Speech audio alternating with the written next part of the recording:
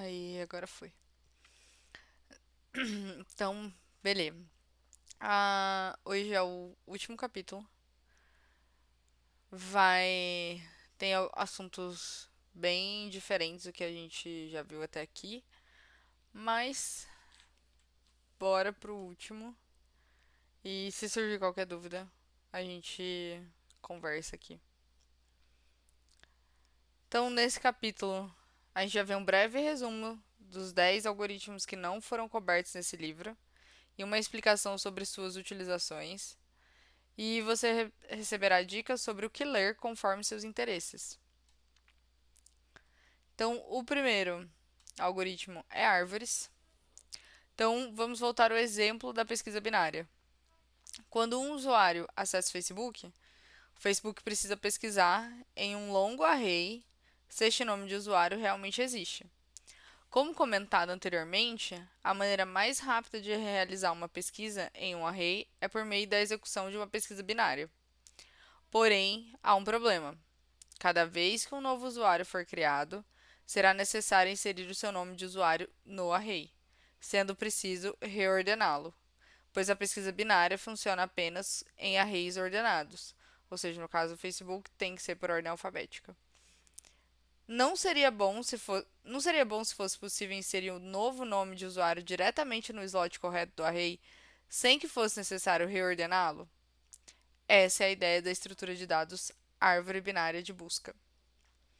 Uma árvore binária de busca se parece com isso. Então, tem os nomes. Separando um nó como exemplo, temos que os nós à esquerda dele têm valores menores, enquanto os nós à direita têm valores maiores. Então, esse vem depois de Davi, esse vem antes do Davi alfabeticamente, e esse vem depois do Davi e antes do Manning. Suponha que você esteja procurando Meg. Para isso, a pesquisa será iniciada pelo nó raiz, que é o Davi. Meg vem depois de Davi, então devemos ir para a direita. Meg vem antes de Manning, então devemos ir para a esquerda. Encontramos a Meg. Essa prática é muito semelhante a executar uma pesquisa binária. A procura por um elemento em uma pesquisa binária tem tempo de execução O log n, em média, e O n no pior caso. A procura em arrays ordenados tem tempo de execução O log n, no pior caso. O que pode passar a impressão que um array ordenado é mais eficiente. Porém, a árvore binária de busca é muito mais rápida para inserções e remoções em média. Então, a busca no array O log n, na árvore binária de busca, a mesma coisa. No array, a inserção é ON, na árvore binária de busca é O log n, e na remoção, no array é O n e na árvore binária de busca O log n, que acaba sendo esses dois mais rápido do que no array. Entretanto, a árvore binária de busca tem algumas desvantagens. Não é possível utilizar acesso aleatório. Isso faz com que seja impossível dizer, por exemplo, me dê o quinto elemento dessa árvore. Além disso, o bom desempenho relacionado ao tempo de execução não acontece em todos os casos, mas sim em uma média. E esse tempo de execução é fortemente dependente da necessidade de a árvore ser balanceada. Imagine que você tem uma árvore desbalanceada, como a mostrada a seguir. Então, ou seja, que tem um ponto que é muito maior do que os outros dois pontos. Então, você percebe como ela está pendendo para a direita? Essa árvore não apresenta um bom desempenho, pois não está balanceada.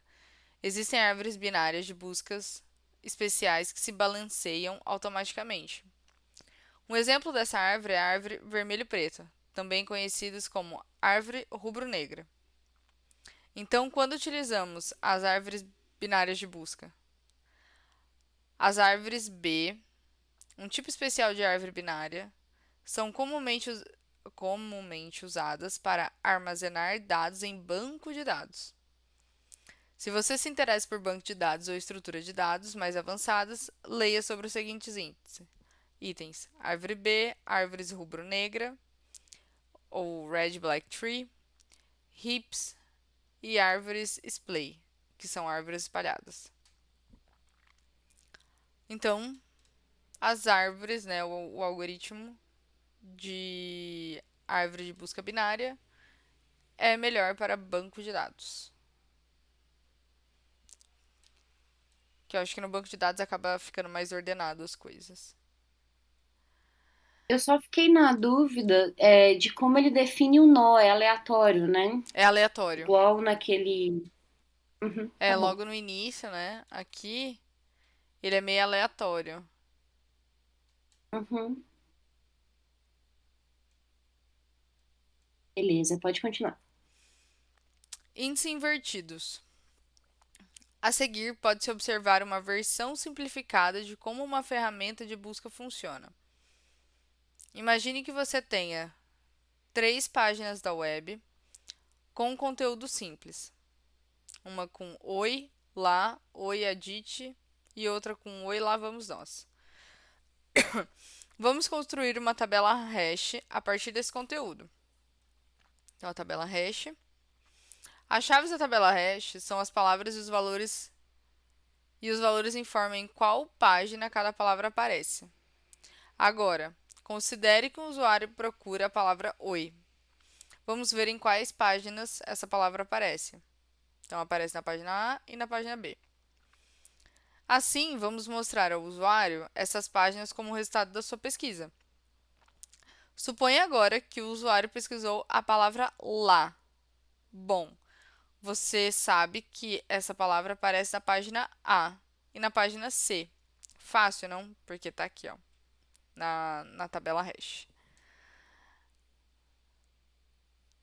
Essa é uma estrutura de dados muito útil. Uma hash que mapeia palavras para lugares onde elas aparecem. Essa estrutura de dados é chamada de índice invertido e é muito usada na construção de ferramentas de busca. Se você se interessa por ferramentas de busca, este é um lugar para começar. Vou tomar um pouco d'água. Tô com a. Tô ainda me curando de uma gripe. Nossa, em Brasília tá todo mundo gripado. O mundo inteiro, né? O Brasil inteiro tá gripado.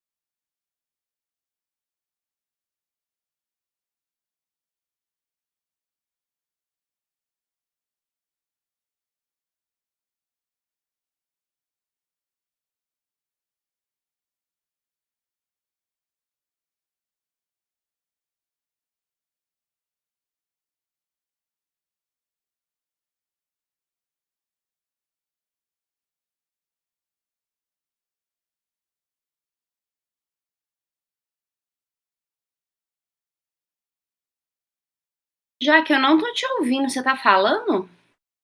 Ah, pronto. Apertei sem querer. Iremos voltar. Eu tô assim, uai, agora ela rolou a página. Doida. Viremos voltar. Peço desculpas. Eu não vi que eu tinha apertado o botão. Então, Tudo bem. a transformada de Fourier é um dos raros algoritmos que conseguem ser brilhantes, elegantes e ter milhares de formas de utilização. A melhor analogia para explicar a transformada de Fourier vem de Better Explain, que é um ótimo website que explica matemática de forma simples. Dado um smoothie, que é uma espécie de suco de frutos batida, qualquer a transformada de Fourier informará os ingredientes do smoothie. Em outras palavras, dada uma música, a transformada a separará em frequências individuais. Assim, verifica-se que essa simples ideia tem uma ampla utilização. Um exemplo disso é baseado na ideia de que você consegue separar uma música em frequências individuais. É possível aumentar uma frequência específica desejada. Assim, é possível aumentar os graves de uma música e diminuir os seus agudos. A transformada de Fourier é uma ótima ferramenta para o processamento de sinais. Além disso, ela pode ser utilizada na compreensão de músicas. Para isto, primeiro a música é separada em suas notas individuais. Então, a transformada de Fourier informa o quanto exatamente cada nota contribui para a música como um todo. Sabendo disso, é possível eliminar notas que não são importantes para a música. Esse é um modo de funcionamento do formato MP3. Olha, isso aqui eu não sabia não. Interessante. No Também não, legal. entanto, a música não é o único tipo de sinal digital. O formato JPG é outro formato comprimido que funciona da mesma maneira. A transformada de Fourier também é usada para tentar prever terremotos e analisar DNA. É, que faz a separação das partículas do DNA. Ó, que doido. Interessante. Você pode utilizá-la para desenvolver um aplicativo como Shazam, que ele identifica qual música está tocando. E a transformada de Fourier tem diversas finalidades e são altas as chances de você se deparar com ela. Muito interessante a transformada de Fourier. Interessante esse algoritmo. Nunca tinha ouvido falar. Também não. E eu achei ele Nunca. bem interessante. Sim, eu vou procurar saber mais aqui, eu tô até anotando. Algoritmos paralelos. Os próximos três tópicos tratam de escalabilidade e da manipulação de uma grande quantidade de dados. Antigamente, computadores se tornavam cada vez mais rápidos. Assim, se você queria que o seu algoritmo fosse mais rápido, era necessário apenas aguardar alguns meses e os computadores se tornariam mais velozes. Porém, atualmente, estamos próximos do fim desse período. Em vez disso, notebooks e computadores fornecem diversos núcleos de processamento. Para que o seu algoritmo se torne mais rápido, é necessário fazer com que ele seja executado paralelamente em todos os núcleos de uma só vez. Então, vamos analisar um exemplo simples. O melhor desempenho possível para um algoritmo de ordenação é aproximadamente O n log n. Sabemos também que não é possível ordenar um array em tempo de execução, ON, a menos que seja utilizado um algoritmo paralelo. Há uma versão paralela do Quicksort, que consegue ordenar um array com tempo de execução ON. Então, algoritmos paralelos, eles são difíceis de projetar, além de ser difícil fazer com que funcionem corretamente, e também estimar o incremento de velocidade que fornecerão. Então, se você tem dois núcleos no seu notebook em vez de somente um, isso quase nunca significa que seu algoritmo será duas vezes mais rápido. Existem alguns pontos para isso. Então, gerenciamento de paralelismo, ou seja, imagina que você deva ordenar um array de 1000 itens. Como você divide essa tarefa entre dois núcleos? Você fornece 500 itens para cada núcleo, ordenar e então unir ambos os arrays ordenados em um grande array? Unir os arrays leva tempo. Então, talvez a gente não faria dessa forma. Balanceamento de carga. Suponha que você tenha 10 tarefas que devam ser executadas e, portanto, cada núcleo recebe 5 tarefas. Porém, o núcleo A recebe todas as tarefas simples e as finaliza em 10 segundos, enquanto o núcleo B recebe todas as tarefas complexas e leva 1 minuto. Ou seja, o núcleo A ficou parado durante 50 segundos, enquanto o núcleo B esteve fazendo todo o trabalho duro, que também não é uma boa. Então, se você se interessa pelo aspecto teórico do desempenho e da escalabilidade, dê uma olhada em algoritmos paralelos. Então, pelo que eu entendi, a gente faz algum algoritmo ali, no caso, com o método Quicksort, em diferentes núcleos e depois junta eles. Mas que é difícil porque tem que saber nivelar muito bem a escalabilidade e o desempenho. Porque pensa, se você for ordenar, por exemplo, uma lista telefônica, né? Aí você vai dividir em dois grupos de 500. De todo jeito, pode ser que quando você for unir, você vai ter que reordenar do mesmo jeito, você entendeu? Uhum, exatamente. É porque eu fiquei pensando, separou 500 para cada lado. Mas na hora que a gente Isso. junta, não significa que vai estar ordenado. Mas não separa assim, não separou assim, tipo, de A até L pra cá, né? Não, É, não é uma exatamente. separação. Né? E parecer um algoritmo assim, ó, esse que você quiser usar, você dá uma lida que não é tão fácil, não, sabe? É, você presta bem atenção no que você está fazendo. É bem isso. É bem isso. MapReduce. Existe um tipo especial de algoritmo paralelo que está se tornando muito popular, que é o algoritmo distribuído. Não há problema em executar um algoritmo paralelo no seu notebook, caso você necessite de 2 a 4 núcleos. Mas o que acontecerá se você precisar de centenas de núcleos? Nessas situações, é possível escrever o seu algoritmo para ser executado por diversas máquinas. O algoritmo MapReduce é um algoritmo distribuído popular que pode ser usado no framework livre Apache Hadoop.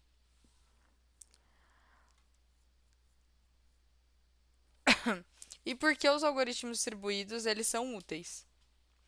Então, considere que você tem uma tabela hash com bilhões ou trilhões de linhas e queria executar uma consulta SQL complexa nessa tabela. Não será possível executar isso no MySQL, pois existem problemas quando o número de linhas chega aos bilhões. Sendo assim, utilize o MapReduce por intermédio do Hadoop. Imagine agora que você deve processar uma longa lista de tarefas em que cada tarefa leva 10 segundos para ser processada. E você precisa processar 1 milhão de tarefas como essa. Se você tentar fazer isso em apenas uma máquina, levará meses. Assim, uma opção seria executá-la em diversas máquinas, finalizando o processamento em alguns dias. Então, algoritmos distribuídos são ótimos quando você tem muito trabalho a ser feito e quer diminuir o tempo necessário. O MapReduce, em particular, é baseado em duas ideias simples: a função map e a função reduce. Então, ele vai mapear para reduzir, basicamente. Mas que é. Esse eu conhecia, o MapReduce, porque ele é muito utilizado no Big Data, né? Nessas coisas tipo Uhum, Kafka, assim, é muito usado. é verdade. Hadoop, né? Hadoop é. Aí veio a função map, que faz parte do que? Do MapReduce. Então, a função map é muito simples. Ela pega um array e aplica a mesma função para cada item no array. Por exemplo, abaixo estamos dobrando todos os itens do array. Então, aqui tem um array de 1 a 5 e depois a gente tem um map que faz um lambda x igual a 2 vezes x do array. Então, ele duplica, ele multiplica, vezes 2 o resultado do array. Então, cada elemento do array 1 foi dobrado. E dobrar um elemento é uma tarefa bem rápida, mas imagine que você esteja utilizando uma função que precisa de mais tempo para ser processada. Observe esse pseudocódigo. Então aqui tem um array com uma lista de URLs e aí a gente tem um outro array que tem um map de download page com o array 1. Então a gente tem uma lista de URLs e você deseja baixar cada página e armazenar o seu conteúdo no array 2. Isso poderia levar alguns segundos para cada URL. Se você tiver 1000 URLs, isso vai levar algumas horas. Não seria ótimo ter 100 máquinas, sabendo que a função map poderia dividir automaticamente as tarefas entre todas elas? Dessa forma, você estaria baixando 100 páginas ao mesmo tempo e o trabalho estaria acabado muito antes. Essa é a ideia por trás da função map. Então, é dividir para conquistar. A função reduce, ela confunde as pessoas algumas vezes, pois a ideia central dessa função ela é reduzir uma lista inteira para apenas um item. Com a função map, você vai de um array para o outro. Com a função reduce, você transforma um array em um simples item. Aqui está um exemplo. Então, a gente tem o array de 1 a 5 e o reduce, que é para reduzir esse array. Então, ele vai somar todos os elementos do array e vai dar o número 15. Então, o reduce se transformou em um único item. Não explicarei a função reduce em mais detalhes, pois existem diversos tutoriais online. Mas o MapReduce usa os dois conceitos simples para executar consultas de dados em diversas máquinas. Quando você tiver um grande conjunto de dados, bilhões de linhas, um MapReduce poderá fornecer uma resposta em minutos, enquanto um banco de dados tradicional pode levar horas.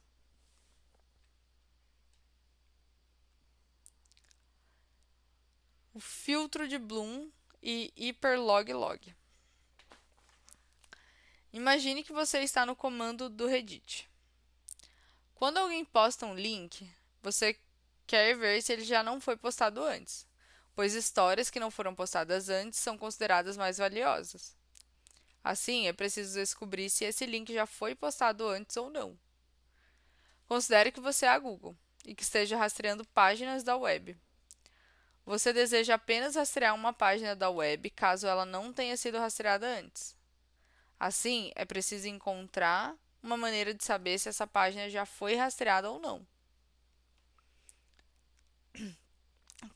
Considere este outro exemplo, em que você está no comando do bit.ly, um encurtador de URLs. Você não quer redirecionar os usuários para sites maliciosos. Você tem um conjunto de URLs que são consideradas maliciosas.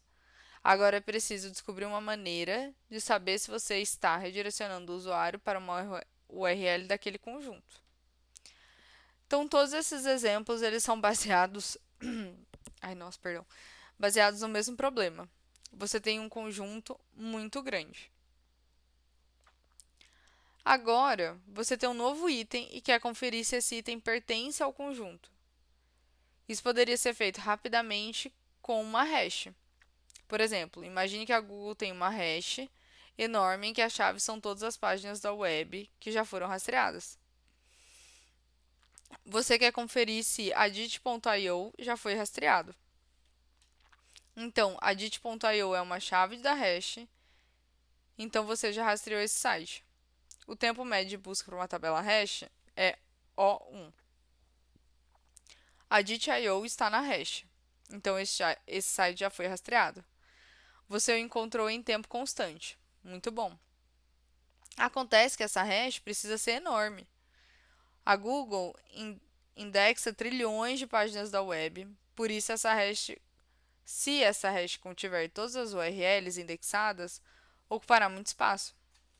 O Reddit e o bit.ly têm o mesmo problema de espaço. Quando se lida com tantos dados, é preciso ser criativo.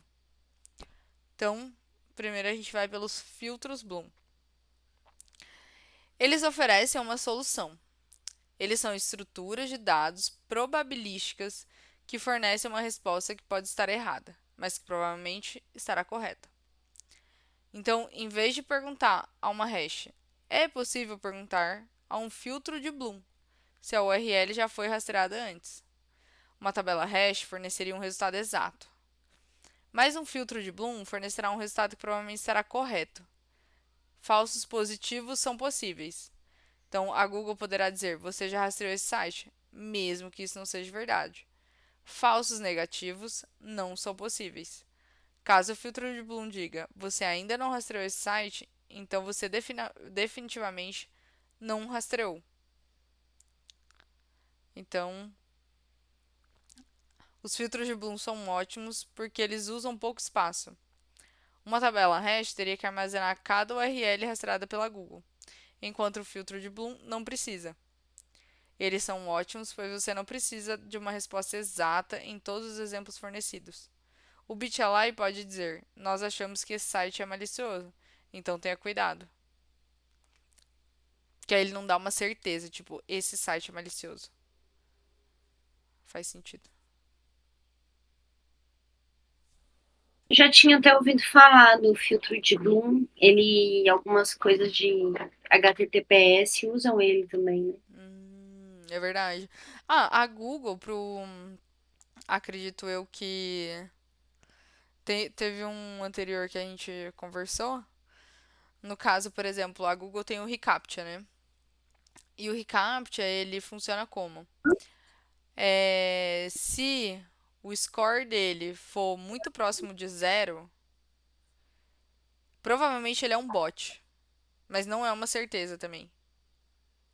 Pode ser que seja. Pode ser que não, pode ser que seja. E mais próximo de Sim, um é considerado uma pessoa real. Então, eu acho entendi. que funciona o filtro de Bloom aqui também, porque às vezes é um bot, às vezes não é. E também funciona um que a gente conversou, que é o. Não é o MapReduce, é o antes dele. Do algoritmo paralelo. Acho que é o algoritmo paralelo.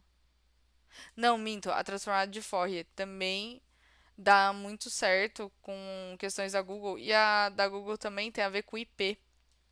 Tipo, se o seu IP. Se ele considerar o seu IP malicioso, mesmo você sendo uma pessoa, ele dá baixo score. E aí ele não aceita. Sim, É bem doido. que é uma dessas e que é um desses valores probabilísticos, né? Isso, exato. Eu trabalho com reCAPTCHA no meu dia a dia. Aí eu Eu sempre. trabalhei uma vez e aí eu vi que e é bem tranquilo, né? Porque você entra no site da Google e cadastra, né? Sim, sim. Mas no nosso caso funciona de outra forma. Tipo, a gente tem a jornada do usuário. E aí o usuário, quando vai criar uma Tá. conta, ele tem o reCAPTCHA bem aqui no cantinho, assim. E aí, se ele considerar que Uhum. você é um bot, ele não deixa você criar a conta. Ele não deixa. Excelente, É, é bem, excelente. é bem bom, assim. Mas a gente Uai, continua sofrendo vários ataques. A galera é muito não, mas isso é criativa. normal. Eu fiquei Muito. impressionada o quanto as pessoas são criativas pra hackear. Nossa, olha, eu tenho um site que eu trabalho que é em WordPress. Esse site, ele é tão atacado, o WordPress ele é tão atacado, parece que assim, tem curso só como atacar em WordPress hoje em dia, né? É engraçadíssimo isso. Jesus. Vamos ver. Algoritmos hiperloglog. Então imagine que a Google deseja contabilizar o número de pesquisas únicas realizadas por seus usuários, ou suponha que a Amazon queira contar o número de itens únicos que os usuários olharam em um dia. Responder a essas questões requer bastante espaço. Com a Google, seria necessário manter um registro de todas as pesquisas únicas. Quando um usuário pesquisasse algo, seria preciso checar se essa pesquisa já se encontrava no registro. Caso contrário, ela seria adicionada ao registro. Mesmo para um único dia, esse registro seria massivo. Então, o hyperloglog ele aproxima o número de elementos únicos em um conjunto. assim como o filtro de Bloom. Ele não fornecerá uma resposta exata, mas se aproximará muito desta, usando apenas uma fração da memória de que a tarefa necessitaria se fosse implementada de maneira tradicional. Se você tem muitos dados e fica satisfeito com uma resposta aproximada, dê uma olhada nos algoritmos probabilísticos. Deve ser tipo a pesquisa, né? A gente vai pesquisar no Google e aí a gente coloca uma palavra e vem várias opções do que você quer, do que dá para completar aquela pesquisa. Que é o algoritmo, eu acho que é o capítulo 9 que tinha um de buscas também. Sim, algoritmo de busca é. Até não tinha isso. Tem um Não é o capítulo 9 que era. é. Não sei exatamente É, qual que é também. lembrei dele agora. Eu acho que Algori... de todos que passaram, o que eu mais tive dificuldade foi aquele de Dijkstra, Cena, de aquele lá Dijkstra. era horrível. Aquele lá é horrível. Eu também tive dificuldade Era. nele. O meu tá Algori... todo marcado aqui, né? Sem. Ah, desculpa. Não, não, tranquilo. Pode continuar, Jaque. Pode continuar. Tranquilo. Algoritmos SHA. Você se lembra da técnica de hashing, do capítulo 5? Apenas para recapitular, suponha que você tem uma chave e queira colocar o valor associado em um array. Então, você usa a função hash para informá-lo sobre o espaço no qual o valor deve ser inserido. E você coloca o valor naquele espaço. Então, no caso, ameixas, 67 vai para aquele espaço. Isso permite que você pesquise o array em tempo constante. Quando você quiser saber o valor de uma chave, poderá utilizar a função hash, novamente, e ela retornará o resultado em tempo de execução O1. Nesse caso, você deseja que a função hash retorne uma boa distribuição. Assim, a função hash recebe uma string e retorna o número do slot para essa string. É só isso? Entendi. Só isso? Só isso. Ah, não, pera, vai continuar aqui. Eu tava meio confuso agora. Comparando arquivos. Outra função hash é uma função de algoritmo de hash seguro, do inglês Secure Hash Algorithm, que é o SH. Dada uma string, o SHA retorna uma hash para essa string. Tá. A terminologia pode parecer um pouco confusa nesse ponto. O SHA é uma função hash. Ele gera um hash. Ah, tá. Que é apenas uma string curta. A função hash faz a ligação entre a string e o índice de arrays, enquanto o sh faz a ligação entre string e string. A função sh gera uma string diferente para cada string de entrada. Ah, eu tenho um exemplo muito bom disso daqui. Você pode utilizar o SHA para verificar se dois arquivos são iguais. Isso é útil quando você tem arquivos muito grandes. Suponha que você tem um arquivo de 4 gigas e queira checar se o seu amigo tem esse mesmo arquivo. Você não precisará tentar enviar este arquivo por e-mail. Em vez disso, vocês dois podem calcular a hash SHA e compará-la. O meu que eu ia falar era de senha. Senha não, é tipo. A gente tem um caso que a gente coloca usuários de teste em produção através de um hash. Para os QAs que fazem end-to-end, teste end-to-end, e eles rodarem a pipeline, e aí a gente tem essa questão do Aham, hash para produção. sim. Verificando senhas. O SHA é útil também quando você quer comparar string sem revelar o string original. Por exemplo, imagine que o Gmail foi hackeado e o atacante roubou todas as senhas. O seu password está por aí. Para qualquer um ver? Não, ele não está. A Google não armazena a senha original, mas apenas a hash SHA da senha. Quando você digita a sua senha, a Google verifica a hash do que você digitou e a compara com o que está no banco de dados. Então, tem a sua senha, o hash da senha, comparou, bateu e aí deu para entrar. Assim, a comparação é feita apenas entre as hashes e a sua senha não precisa ser armazenada. O SHA é utilizado amplamente para criar hash de senhas, como nesse caso, como nesse caso. Ele funciona como uma hash de apenas uma direção, onde você pode gerar uma hash a partir de uma string. No entanto, não é possível descobrir a string original a partir da hash. Isso significa que, caso um hacker consiga todas as senhas hashes SHA do Gmail, ele não vai conseguir convertê-las para as formas de senhas originais. Ou seja, você pode converter uma senha em uma hash, mas não consegue fazer o processo inverso. Os algoritmos SHA são, na verdade, uma família de algoritmos. Então, tem SHA 0, 1, 2 e 3. No período em que esse livro foi escrito, SH 0 e 1 tinham algumas fraquezas. Caso você esteja utilizando SHA em algum algoritmo para criar hash de senhas, use 2 ou 3. A melhor escolha para hash de senhas atualmente é a Bcrypt, porém nada é a prova de balas.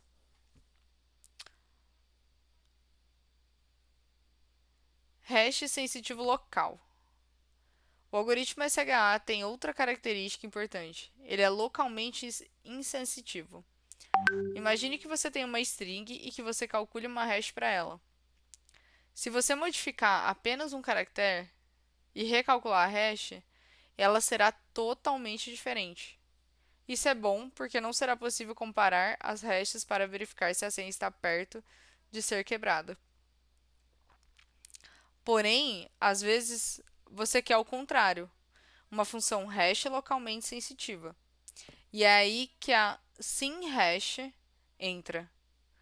Caso você faça uma pequena mudança na string, a SymHash criará uma hash que é levemente diferente. Isso permite que você compare ambas as hashes geradas para verificar o quão semelhantes elas são, o que é muito útil. A Google utiliza SymHash para detectar duplicatas enquanto rastreia a web. Um professor poderia utilizar a SymHash para verificar se um estudante copiou um trabalho da internet. O Scribd permite que os usuários façam upload de documentos e livros para compartilhar com outros. Porém, o Scribd não deseja que os usuários façam upload de material com direitos autorais.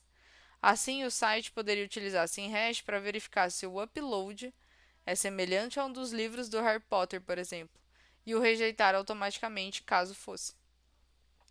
O SymHash é útil quando você quer verificar itens similares. Legal.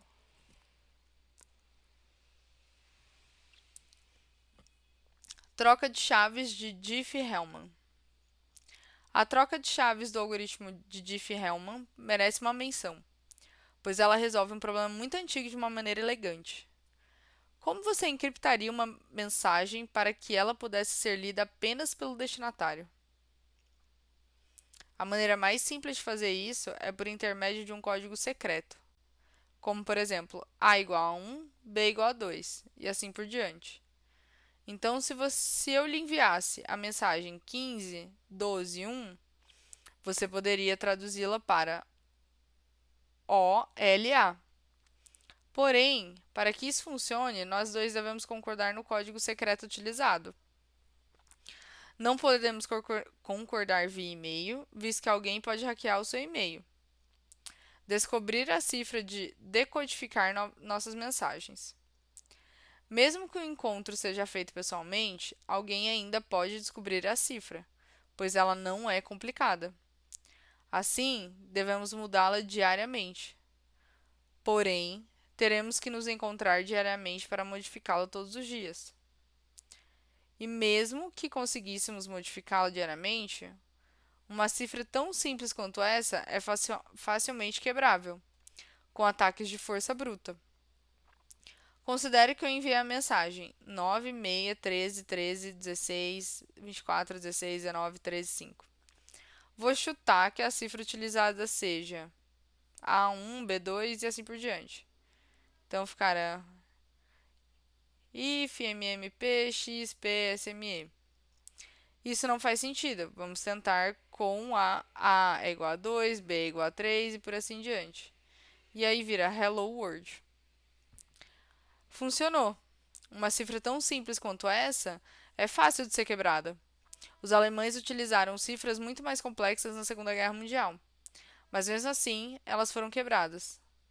A troca de chaves Diffie-Hellman resolve ambos os problemas. Ambas as partes não precisam saber da cifra, assim não precisamos nos encontrar para combinar que cifra utilizar, e as mensagens encriptadas são extremamente difíceis de ser decodificadas.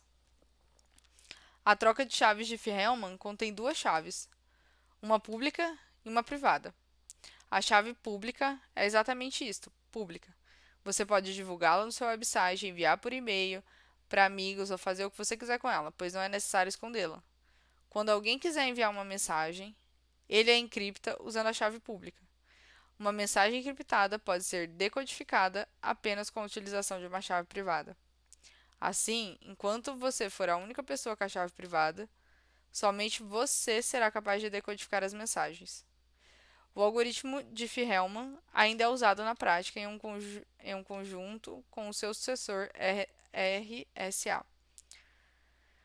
Se você se interessar por criptografia, o algoritmo Diffie-Hellman é um lugar para começar.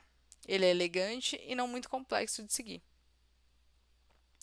Legal, que me fez lembrar de chave pública do reCAPTCHA. Existe a chave pública e a chave privada. Sim. Me fez lembrar aquele filme do Alan Turing. Sei. Você já Nossa, muito viu? bom, muito bom. Que ele tem que quebrar o código lá dos nazistas. Aham. Nossa, esse filme é muito bom. Esse filme é ótimo. Programação linear. Guardei o melhor para o final. Programação linear é uma das coisas mais legais que conheço. A programação linear é usada para maximizar algo em relação a um limite. Por exemplo, suponha que a sua companhia faz dois produtos, camisetas e bolsas. Camisetas precisam de 1 metro de tecido e 5 botões, enquanto bolsas precisam de 2 metros de tecido e 2 botões. Você tem 11 metros de tecido e 20 botões. O seu lucro é de R$ 2 por camiseta e de R$ 3 por bolsa. Quantas camisetas e bolsas você deve fabricar para maximizar o seu lucro? Nesse exemplo, você está tentando maximizar o lucro, enquanto seus limites são a quantidade de material disponível. Um outro exemplo, você é um político e quer maximizar o total de votos que receberá.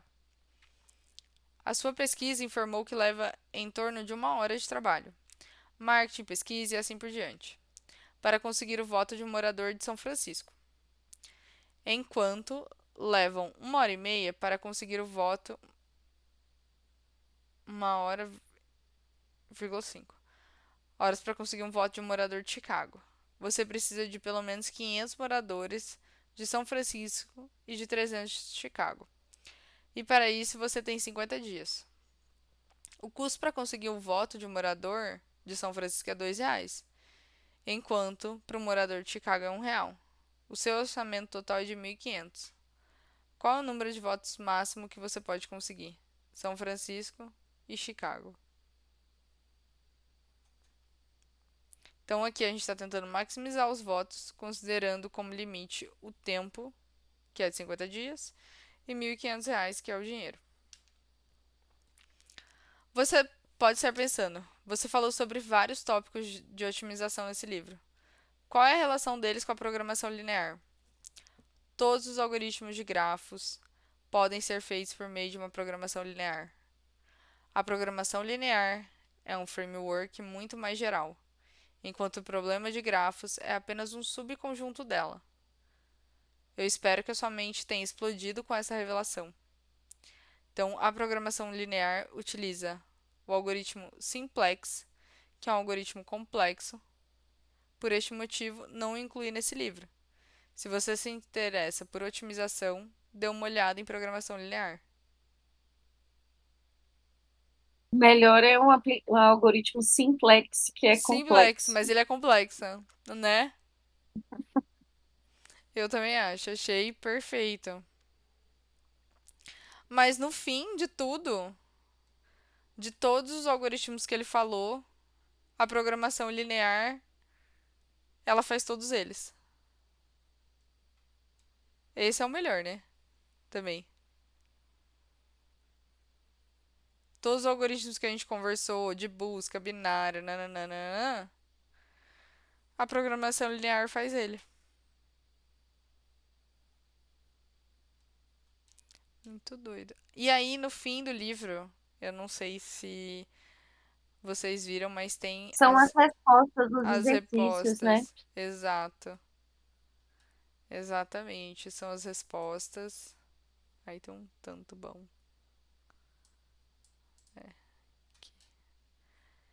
E é isso. Essa foi a leitura. Foi muito bom. Eu gostei. Já que foi ótimo. Também gostei de ler o livro com você. Eu tenho esse livro e eu precisava de participar de um grupo de estudos para conseguir levar ele à frente. Eu tava na mesma situação. Eu tava na mesma situação. Aí eu falei, não, deixa eu fazer isso porque assim eu vou conseguir ler Eu ele. preciso terminar de ler. Eu.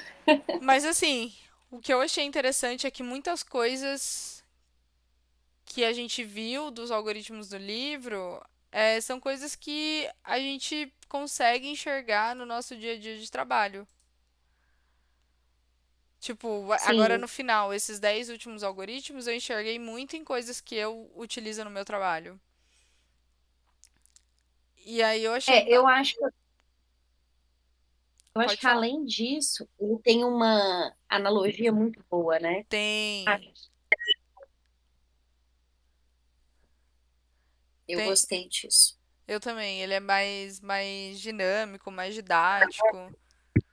Nossa, eu acho que assim, o que eu aprendi de logaritmo, pesquisa binária, algoritmo de ordenação, e agora no final, esses algoritmos assim que eu nem sabia como funcionava, mas que é super legal, né? Por exemplo, Google e tal. Sim. Esse do A Transformada de Fourier, achei muito interessante. Sim, Muito interessante. é mesmo, já. Foi ótimo, viu? Foi ótimo, muito obrigada. Parabéns, parabéns. Valeu, isso é um conjunto aqui. Valeu pelo apoio. É, muito obrigada por hoje, muito obrigada por todos os dias, pelo compromisso. Valeu, Até a tão cedo. vou ver de ler outro livro agora. Isso. Vamos escolher outro já, que me chama que eu vou com você. Fechou. Até mais então, Annelise. Boa noite. Obrigada, viu? Tchau, Obrigada por tchau. hoje mesmo. De Tchauzinho. nada, tchau, tchau.